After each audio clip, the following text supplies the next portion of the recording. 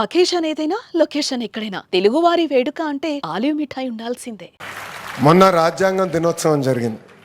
గౌరవ ప్రధానమంత్రి శ్రీ నరేంద్ర మోడీ గారు అన్ని రాష్ట్రాల్లో మీకు తోచిన విధంగా ఏర్పాటు చేయండి, ప్రజల్లో చైతన్యం తీసుకురండి అని చెప్పారు. మొదటిసారి జరిగినప్పుడు నేను అంత ప్రిపేర్డ్గా లేను. ఆనాడు గౌరవ ముఖ్యమంత్రి గారికి నేను హామీ ఇచ్చా, సార్ కరెక్ట్గా ఒక సంవత్సరం సమయం ఇవ్వండి, పిల్లల కోసం పిల్లలకి అర్థమయ్యే విధంగా బాల రాజ్యాంగం రూపొందించి వాళ్ళ చేతుల్లో నేను పెడతాను. ప్రాథమిక హక్కులే కాదు, ప్రాథమిక బాధ్యతలు ఏంటో కూడా మేము తెలియజేసే బాధ్యత మేము తీసుకుంటామని చెప్పాం. మొన్న మన అసెంబ్లీ బయట టెంట్లేసి పిల్లల చేత మాక్ అసెంబ్లీ ఏర్పాటు చేసాం. 175 మంది పిల్లలు అద్భుతంగా వాళ్ళ నియోజకవర్గాల్లో పోటీల్లో పాల్గొని నంబర్ 1 అయిన తర్వాత అక్కడికి వచ్చారు. ఇన్ఫ్యాక్ట్ శాసనసభ్యుల కన్నా అద్భుతంగా ఆ రోజు పిల్లలు ప్రజల సమస్యలపైన చర్చించి మాట్లాడి పోరాడి ఒక దిశ నిర్దేశనం మా అందరికి ఇచ్చారు. ఇక్కడున్న తల్లిదండ్రులు పిల్లలందరూ ఒక విషయం గుర్తుపెట్టుకోవాలి, మహిళల్ని గౌరవించాల్సిన బాధ్యత మనందరిపైన ఉంది.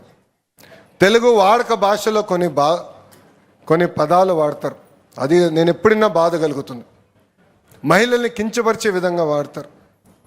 గాజులు తొడుక్కున్నావా, చీర కట్టుకున్నావా, అమ్మాయిలాగా ఏడవద్దు, అమ్మాయిలాగా వివరించదనే ఇంట్లో వాడక భాషలో ఈ పదాలు వాడతాం. దీనికి ఫుల్ స్టాప్ పెట్టాల్సిన బాధ్యత ఇక్కడున్న తల్లిదండ్రులు పిల్లలపైన ఉంది.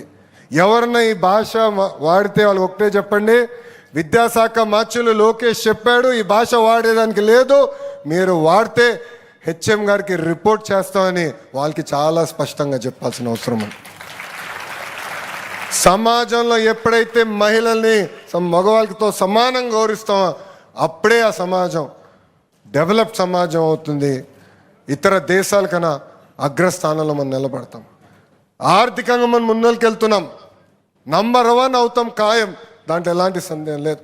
కానీ మహిళల్ని గౌరవించాల్సిన బాధ్యత ఇక్కడ ఉన్న మనందరిపైన ఉంది.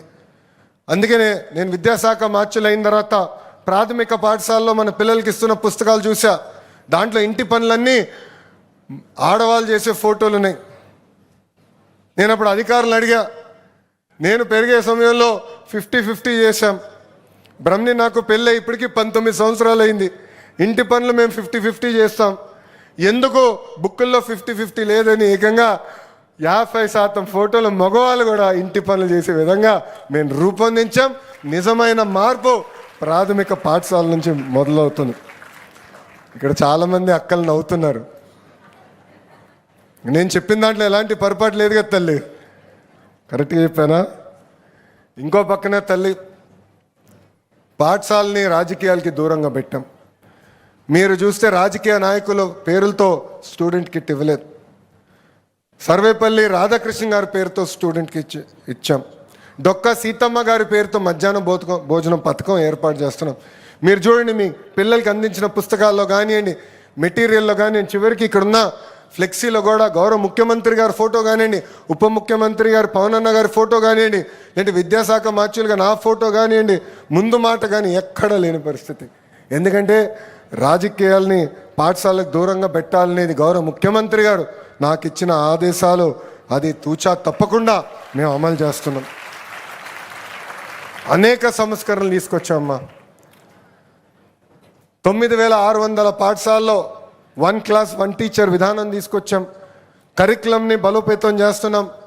ఇప్పుడే గౌరవ ముఖ్యమంత్రి గారు చూపించాం క్లిక్కర్ టెక్నాలజీ ఎలా వాడచ్చని.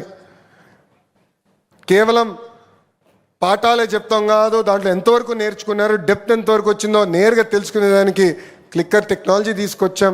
పైలట్ ప్రాజెక్ట్ మన పాఠశాలలో అమలు చేశాం, అది కూడా ముందలు తీసుకెళ్తాం. ఉపాధ్యాయులు గతంలో ట్రాన్స్ఫర్ అవ్వాలంటే ఇబ్బంది పడ్డేవారు. ట్రాన్స్పరెంట్గా భారతదేశంలో ఏ రాష్ట్రంలో లేని విధంగా ఒక టీచర్ ట్రాన్స్ఫర్ యాక్ట్ వాళ్ళ కోసం తీసుకొచ్చాం. ఇన్ సర్వీస్ టీచర్స్ కూడా ఏకంగా ఈ టెట్ ఆప్షనల్ చేశాం. ఉత్తమ ఉపాధ్యాయుల్ని ఎక్స్పోజర్ విజిట్స్ కోసం ఫిన్లాండ్, సింగపూర్ లాంటి దేశాలు కూడా పంపించాలని గౌరవ ముఖ్యమంత్రి గారు నాకు ఆదేశాలు కూడా జారీ చేశారు. త్వరలో వాళ్ళు కూడా ఇతర దేశాలకు పంపించి అక్కడ నేర్చుకుని తిరిగి వచ్చి ఇక్కడ ఆ క్వాలిటీ ఎడ్యుకేషన్ ప్రభుత్వ పాఠశాలలో అందజేసే బాధ్యత ఒక విద్యాశాఖ మార్చులుగా నేను తీసుకుంటానని ఈ సభాముఖం మీ అందరికీ నేను హామీ ఇస్తున్నా. ఇంతేకాదు లీప్ యాప్ ఏర్పాటు చేశాం. ఇక్కడున్న తల్లిదండ్రులు అడుగుతున్నా, ఎంతమందికి లీప్ యాప్ గురించి తెలుసు అన్న వాళ్ళు చేతులు పైకెత్తండి. చాలా తక్కువ మంది ఉన్నారు ఇక్కడ. అంటే నేను ఎక్కడో ఒక ఆలోచనలో ఉన్నా, ఫీల్డ్ ఇంప్లిమెంటేషన్కి వచ్చి చాలా గ్యాప్ వస్తుంది. అధికారులందరూ తెలియజేస్తున్నా, ఇమ్మీడియట్గా మనం తల్లిదండ్రులకి మెసేజ్ ద్వారా, IVRS ద్వారా, వాట్సాప్ ద్వారా, SMS ద్వారా లీప్ యాప్ గురించి తెలియజేయాల్సిన బాధ్యత మనందరి పైన ఉంది. ఈ లీప్ యాప్ ద్వారా మీ పిల్లల మార్కులు, అటెండెన్సు, ఏ సబ్జెక్టులో వెనకబడ్డారు నేరుగా తెలుసుకోవడానికి మీకు అవకాశం ఉంటుంది. మీ పిల్లలకి ఏ సబ్జెక్ట్, ఏ టీచర్ కూడా నేర్పిస్తారనేది నేరుగా తెలిసేదానికి అవకాశం ఉంటుంది. ఆ లీప్ యాప్ గూగుల్ ప్లే స్టోర్లో ఉంది, అది డౌన్లోడ్ చేసుకోండి, రిజిస్టర్ అవ్వండి.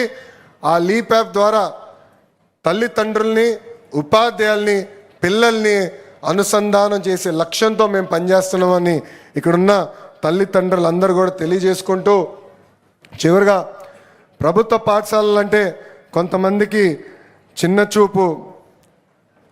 చూపు ఉంది. ఆ మైండ్ సెట్ మార్చాల్సిన బాధ్యత ఒక విద్యాశాఖ మార్చులుగా నా పైన ఉంది. గౌరవ ముఖ్యమంత్రి గారు ఇప్పుడే కిందికి వస్తున్నప్పుడు ఆయన అడిగారు, భారతదేశంలో Andhra model of education number 1 ఎప్పటికల్లా మీరు చేస్తారని. నాకు తెలుసు ఆయనకు హామీ ఇస్తే మళ్ళీ ఆ రోజు నుంచి నేను పరిగెత్తిస్తాడని. అందుకే ఒక సంవత్సరం ఎక్కువ తీసుకుందని. సార్ 2029 కల్లా నేను నంబర్ 1 చేసే బాధ్యత తీసుకుంటాను. సీరియస్గా నా వైపు చూశాడు ఆయన. మీరు చప్పట్లు కొడుతున్నారు, ఆయన కొట్టలేదు. ఆయన నా వైపు సీరియస్గా చూసుకుని, ఒక పక్కన IT శాఖ మార్చులు మీరే, విద్యాశాఖ మార్చులు మీరే, బాధ్యత మీ పైన ఉంది. టెక్నాలజీతో జోడించి మెరుగైన విద్య అందించండి. కేవలం 2 సంవత్సరాలు ఇస్తున్నా ఆంధ్ర మోడల్ ఆఫ్ ఎడ్యుకేషన్ భారతదేశంలోనే నంబర్ 1 చేయండి అనే ఆదేశాలు ఆయన ఈరోజు నాకు జారీ చేశారు.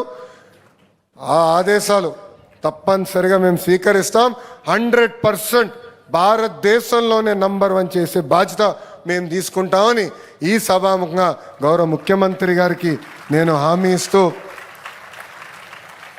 వెనుకొండి నాకెప్పుడు సలహాలు ఇస్తున్న ఒక వ్యక్తి, ఆయన గౌరవ ఉప ముఖ్యమంత్రి, నాకు అన్న సమానమైన పవన్ అన్న గారు.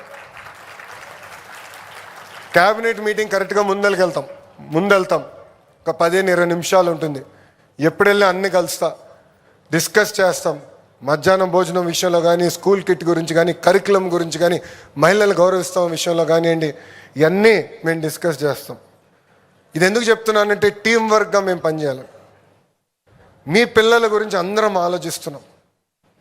నాకు కూడా టైం టు టైం సలహాలు ఇచ్చి నడిపిన గౌరవ ఉప ముఖ్యమంత్రి గారికి, పవనన్నకి ఈ సభాముఖంగా నా కృతజ్ఞతలు కూడా తెలుపుకుంటూ, ఈ సభాముఖంగా ఆంధ్ర రాష్ట్రంలో ఉన్న తల్లిదండ్రులందరూ కూడా ఒక విషయం చెప్పాలనుకుంటున్నా.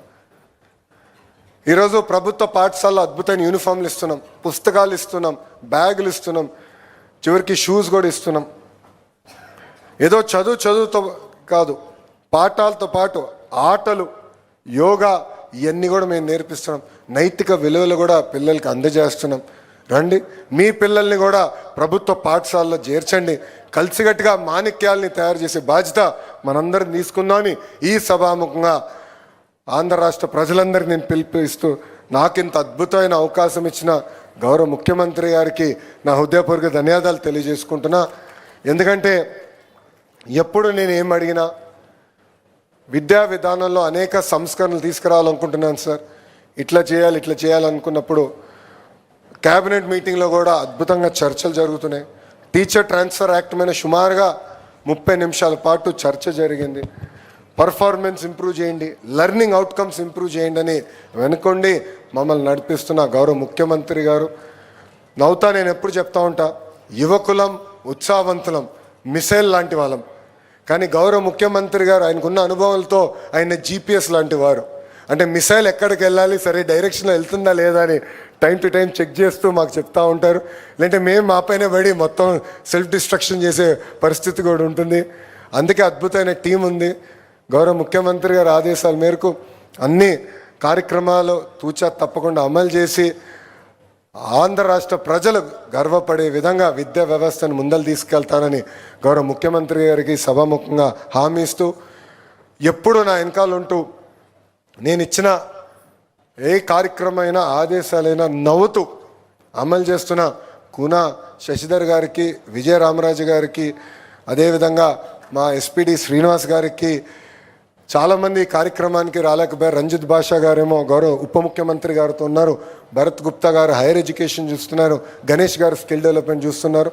మనందరం ఒక పవిత్రమైన బాధ్యత తీసుకున్నాం, మనందరం కలిసికట్టుగా ముందరికి గౌరవ ముఖ్యమంత్రి గారు గర్వపడే విధంగా అందరం పనిచేయాలని ఈ సభాముఖంగా వాళ్ళందరూ కూడా తెలియజేసుకుంటూ నేను మీ అందరి దగ్గర నుంచి సెలవు తీసుకుంటున్నా. అందరికీ నమస్కారం. జై హింద్, జై హింద్. థ్యాంక్ యూ అమ్మా.